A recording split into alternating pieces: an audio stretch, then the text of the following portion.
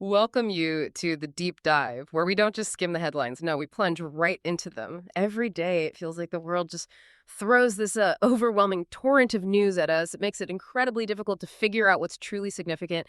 And maybe more importantly, how seemingly disconnected events are actually woven into a larger global narrative. Today, we're cutting through that noise. We've gathered a pretty substantial stack of sources, everything from Google News and Mint to India Today, the Economic Times, UN News, and the BBC, all pretty much hot off the presses from just the last day or two. Our mission for this deep dive is clear: to meticulously connect the threads. High stakes international diplomacy, a truly perplexing domestic crime, and a worsening humanitarian crisis. By the end, you should have a much clearer, more nuanced picture of what's genuinely unfolding this mid September 2025. Get ready for some genuinely surprising facts and maybe those satisfying aha moments that, make all the difference. Okay, so let's try and unpack this intricate web of global relations, starting with a figure who, well, consistently commands the world's attention: Donald Trump. Just yesterday, he marked another birthday. And among the well wishes, a call from India's Prime Minister Modi. Now, for our listeners who follow this closely, you'll probably recall the significant tensions not so long ago, like Trump's previous 25% sanction on India, which pushed the total levy to, what was it, a staggering 50% on certain imports. So this isn't just a friendly birthday chat, is it? What's really at play here, especially with that recent history? Yeah, that's a great question. Because what truly stands out here is the incredible nuance and strategic depth of this diplomatic dance. Modi's call was certainly a gesture, sure, but it was far from mere pleasantries. He did just thank Trump. He notably offered backing for the U.S.-Ukraine peace initiative. Now, that isn't just about goodwill. It's definitely a strategic move. And at the same time, India and the U.S. are reportedly resuming trade talks. Initial reports describe them as positive and forward-looking, setting the stage for a sixth round of negotiations. Okay, a sixth round. And this sparks hope for easing those very tariffs you mentioned, which have, for instance, threatened to severely impact India's crucial textile exports. But it's not all smooth sailing, not at all. The U.S. just rejected India's request for a World Trade Organization, WTO, consultation regarding those 50% copper tariffs. Rejected it. So what does that signal exactly? A WTO consultation sounds pretty formal. It is. It's essentially a formal step countries take to try and resolve trade disputes under international rules. So rejecting it, well, it signals a continued hard line from the U.S. side on that particular issue. That's a fascinating duality then. India is engaging on one front but facing resistance on another. And it gets even more complex, right? With India's stance on regional stability, they've explicitly insisted on a bilateral approach to ceasefire talks with Pakistan, rejecting any U.S. mediation, despite some claims otherwise. So given these trade tensions with the U.S., how does India manage to balance these relationships? I mean, even going so far as to join Russia and Belarus in their Zapad military drills, those aren't exactly small exercises. No, they're not. And indeed, this isn't merely a complex tightrope walk. It's a highly calculated strategy, multi-alignment, some call it. It's really a geopolitical chess move by India to assert its strategic autonomy. Strategic autonomy. Okay. The core insight is this. By engaging with the U.S. on trade and Ukraine peace efforts, while simultaneously participating in significant military drills like Zapad with Russia and Belarus, which, as you said, are large-scale, often provocative maneuvers closely watched by NATO. India is maximizing its leverage with both major blocs, without fully committing to either. So playing both sides, in a way. You could say that, or maybe playing its own side more accurately. They're playing a pragmatic game to secure their economic interests, diversify military partnerships, and maintain geopolitical flexibility. It's a clear departure from, those Cold War-era binary allegiances. It reflects a more multipolar world order emerging. That really clarifies the depth of India's strategic thinking there. Thanks. And Trump's influence isn't just confined to these bilateral relations, is it? We're also seeing him right at the center of the ongoing saga surrounding TikTok. He recently extended the TikTok shutdown deadline again after reaching what was called a framework deal with China. Now, for many, that might sound like a resolution, maybe things are calming down, but I sense there's more to it. Oh, absolutely. While a framework deal might suggest progress, for TikTok in the U.S., it's actually amplified significant questions. Questions around compliance with a specific piece of legislation, the Protecting American Data from Foreign Adversaries Act of 2024. Right, that act. Exactly. Yeah. This law was enacted precisely to address concerns about data security and, well, the ultimate ownership of platforms operating within the U.S. when their parent companies are linked to rival powers. Critics are really scrutinizing this new agreement. They're pointing to ambiguities that they believe still leave user data potentially vulnerable to influence from Beijing. And on its side, China is also reviewing TikTok's tech exports and intellectual property licensing. So they're pushing back, too. Right. It's a move that clearly demonstrates how geopolitics and tech regulation are now just deeply intertwined. Massive economic and national security implications on a global scale. It's a prime example of the ongoing sort of tech Cold War. So we're seeing this dynamic interplay not just in trade and tech, but also in Trump's more direct foreign policy statements. We hear him making demands of Zelensky to make a deal to end the Russia-Ukraine war, and issuing warnings to Venezuela about sending gang members to the U.S. How do these seemingly disparate actions connect to this broader Trump effect on global diplomacy? But when you look at the wider context, these actions, beyond just trade and tech, they really highlight a recurring theme in Trump's approach. It's a tendency towards direct, often unilateral demands on foreign leaders, a preference for bilateral deals over, say, multilateral frameworks. Oh, that tracks. His insistence that Zelensky make a deal to end the Russia-Ukraine war, for example, that's a direct challenge to established diplomatic protocols and alliances that have supported Ukraine. And while it seems domestic, his very public warnings to Venezuela about sending gang members to the U.S. echo that pattern of personally delivered hardline foreign policy. These moves, combined with his ongoing legal battles, like that massive $1.2 billion fine lawsuit from UCLA students and faculty, which, okay, it's domestic, but it showcases the constant legal and public scrutiny surrounding him. It all paints a picture of a figure whose every action, perceived or actual, immediately reverberates through the intricate web of global diplomacy and domestic politics. It's a very personalized form of international relations. Okay, let's shift gears now. Moving from the grand stages of international diplomacy to a chilling domestic story. One that's also capturing significant national attention. The murder of conservative activist Charlie Kirk. New details have emerged, painting a truly complex and, frankly, quite perplexing picture of the investigation. We're talking about alleged confessions, plural, and even a false one. This story has many twists. It really does. And it raises an important question. How quickly can a seemingly straightforward criminal investigation become just deeply entangled with multiple narratives and even deliberate deception? Reports confirm that Tyler Robinson, a 22-year-old, has been formally charged, 7 counts of murder. And prosecutors are now seeking the death penalty. 7 counts. Wow. And what's particularly chilling are the text messages unearthed from Robinson to his roommate, Lance Twiggs. Robinson states, "I had enough," followed by the roommate's clearly stunned response, "You're joking, right?" Oh, man. And there was also a handwritten note, apparently penned by Robinson, where he confessed to the crime.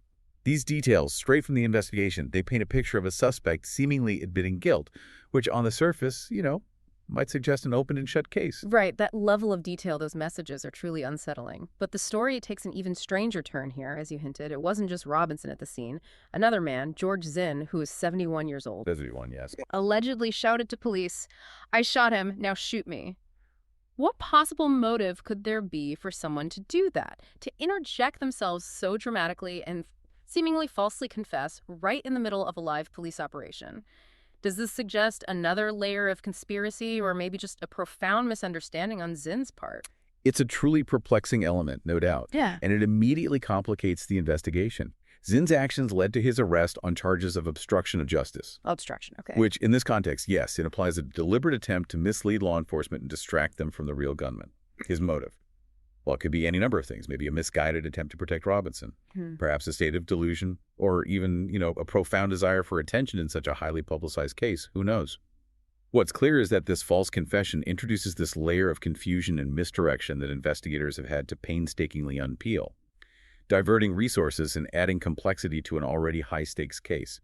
It truly underscores how criminal investigations can quickly devolve into a tangle of truth, lies, and just unexpected interventions. And beyond the immediate criminal investigation, the political dimension here is absolutely undeniable, isn't it? FBI Director Kash Patel, during recent Senate testimony, has been openly clashing with Democrats. And there are even claims surfacing that Trump himself is unhappy with the FBI's handling of the probe. Right. Then we have Vice President J.D. Vance, a prominent conservative figure hosting Kirk's daily radio show, acknowledging Kirk's critical part in Trump's reelection. How does a tragic local event like this ripple through national politics and spark such serious accusations and political maneuvering? Yeah, this is exactly where we see a local tragedy become a national political flashpoint. Yeah. Kash Patel's clash with Democrats isn't just about the Kirk case. It's sort of emblematic of deeper partisan divisions over the FBI's role and, well, perceived biases. And Trump's reported displeasure only amplifies that. It suggests that even the investigative process itself is being politicized, Politicized, yeah. with accusations flying from both sides about motive and fairness. And when Vice President Vance steps in to host Kirk's radio show, it's a very clear signal of Kirk's importance within the conservative movement. And it's a way to galvanize a political base. Kirk was a vocal and influential conservative voice, especially among younger audiences. Very influential. Absolutely. And his death creates a vacuum that political allies are quickly moving to fill, often by framing the event within a larger political narrative. It truly shows how closely linked law enforcement, media, and political figures become in these high-profile cases, with every detail scrutinized through a partisan lens. Okay, let's pivot now to a situation that continues to demand the world's most urgent and sustained attention. The Gaza conflict. The headlines coming out right now are particularly stark. We're seeing major international bodies making what can only be described as grave accusations. What's the latest coming from our sources on this front? Well, what truly stands out here is the sheer weight and specificity of the allegations originating from the United Nations. An international panel of independent human rights investigators has accused Israel of committing genocide in Gaza. Genocide. That's a powerful word. Incredibly powerful. Specifically, the panel's findings allege that 4 of the 5 genocidal acts, as meticulously defined by the UN Genocide Convention, have been carried out against Palestinians. And just for our listeners, these acts include things like killing members of the group, causing serious bodily or mental harm to members of the group, also deliberately inflicting on the group conditions of life calculated to bring about its physical destruction in whole or in part, and imposing measures intended to prevent births within the group. That's incredibly specific. It is. This isn't just strong language. It's a legal framework for holding states accountable for the most heinous international crimes. UN Secretary General Guterres himself has called the Gaza war morally, politically, and legally intolerable. These are profound statements, and they raise a really important question about accountability and the very efficacy of international law in conflicts like this. The language used is undeniably incredibly strong, and that designation, genocide, carries immense weight and potential consequences. However, some critics argue that such broad accusations, while highlighting immense suffering, risk politicizing the conflict, or even potentially diluting the term itself. What's the counter-perspective there? Or how do international bodies typically respond to criticisms like that while still upholding their mandate? Yeah, and that's a crucial point to consider. Critics often do raise concerns about the political context in which such legal terms are applied. They argue that complex conflicts can be oversimplified by these labels, or that the term genocide should be reserved for cases where the intent to destroy a group as such is, unequivocally proven. Right, the intent aspect. Exactly. The UN and its panels, however, maintain that their findings are based on rigorous legal analysis of evidence, and that their mandate is to report impartially on alleged violations of international law, regardless of political sensitivities. The response typically emphasizes that their role is to investigate and inform, not to prosecute, and that the allegations are made to prompt action and investigation by competent legal bodies. The very act of making these accusations, even if they are debated, ensures the issue remains at the forefront of international discourse and demands attention. And if we connect this back to the bigger picture, it just underscores the intensifying humanitarian catastrophe on the ground, doesn't it? Reports from Gaza City describe insane bombing, Palestinians scrambling to flee as entire residential blocks are leveled. There are urgent concerns about inhumane evacuations for Gazans who are already thirsty, starving, often wounded. It paints a truly desperate picture of immense suffering, displacement. Exactly. The situation on the ground is absolutely dire, and the international community is indeed reacting, albeit perhaps slowly for some. For instance, the European Union is reportedly set to impose new sanctions on Israel as early as today, September 17. New sanctions from the EU. Okay. These sanctions would likely target specific individuals or entities, aiming to pressure Israel regarding its conduct in the conflict and the humanitarian situation. And journalists like Gideon Halevi, a prominent Israeli commentator, have not shied away from describing Israel's Gaza offensive in terms as stark as ethnic cleansing. Highlighting the immense displacement and destruction of Palestinian communities, this all just emphasizes the urgent need for a massive response, due to what's being called the horrific toll on children and the wider civilian population. Aid organizations are struggling to deliver essential supplies. It's a crisis that continues to escalate, demanding immediate and sustained attention from global powers. All while these accusations of international crimes add another profound layer of urgency and complexity. So, what does all of this mean for you? As someone striving to be truly informed in a world just awash with information, we've covered everything from President Trump's birthday diplomacy and that incredibly complex U.S. India relationship navigating trade tensions, military drills, to the twisting, politically charged developments in the Charlie Kirk murder probe, revealing layers of confession, deception, and those national political reverberations. And finally, we delved into the United Nations' shocking and specific allegations regarding the Gaza crisis, detailing grave accusations and a deepening humanitarian catastrophe. These aren't just isolated news items, they are, as we've explored, intricately interconnected threads in the global tapestry of our time. Yeah, and as we consider these headlines from diplomatic dances and high-tech power plays to grim investigations and urgent humanitarian calls, what does it truly mean to navigate this world? A world where information travels at light speed and the lines between local, national, and global events just blur faster than ever before. It requires us, I think, as learners to engage critically with what we hear, not just accepting headlines at face value. It means actively seeking out the deeper connections, questioning assumptions, understanding the multiple perspectives at play, and recognizing that even something like a birthday phone call can be a significant geopolitical chess move. The real challenge, and maybe the opportunity, lies in seeing beyond the immediate event to its broader implications for our shared global future.